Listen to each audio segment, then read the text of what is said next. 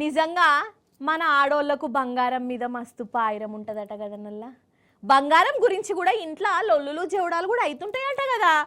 ఇక పెళ్ళిళ్ళు పేరంటాలల్లా మా యారాలు ఏ పాట నగలేసుకపోతుంది, మా చిన్నయ్య బిడ్డ ఏ గొలుసు పెట్టుకొని వచ్చింది, మా ఆడపడుసు ఎన్ని తులాలు నగలేసుకొస్తుందో, ఎసాంటి డిజైన్లు కొనుకొచ్చుకుంటుందో.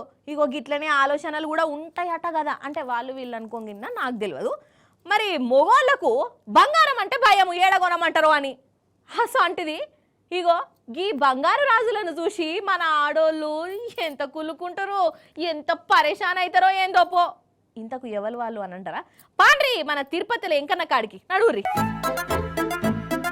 అబ్బర బిడ్డ చూసిండ్రా మెడల ఎన్ని గొలుసులున్నాయో, అన్ని బంగారపుయే. ఒకటి కాదు రెండు కాదు, దగ్గర 5 కిలోల బంగారము పెయ్యి మీద వేసుకొని వచ్చిండు. ఇక ఈ అన్న పేరు విజయ్ కుమారు. మెడలేసుకునే గొలుసు కాడికెళ్ళి చేతులకు కడియాలు ఉంగురాలు అన్ని బంగారపుయే. అంటే నిలువెత్తు బంగారం మనిషి అన్నట్టు. ఇక ఈ అవతారంలోనే వెంకన్న దర్శనానికి వచ్చిండు, మొక్కులు చెల్లించుకున్నాడు.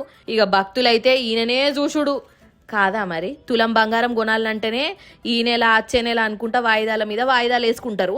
అసంటిది పెయ్యంత బంగారం వేసుకొని వచ్చిన మనిషిని చూస్తే ఎంతమంది కుళ్ళుకున్నారో పటు. ఆయనది అట్లున్నదా? ఇగో ఈ రవణ్ణను చూడురల్లా, ఏహే నేనేమన్నా తక్కువనా అన్నట్టే వచ్చిండు. ఇగో ఈయన పెయ్యి మీద కూడా 5-6 కిలోల బంగారం ఉన్నదట. అసలైతే బంగారం అంటే మన ఆడోళ్ళ తాననే ఎక్కువ ఉంటది అని అంటారు. కానీ మనల్ని దాటేసి ఈ మొగోళ్ళే ముంగట పడరు పో.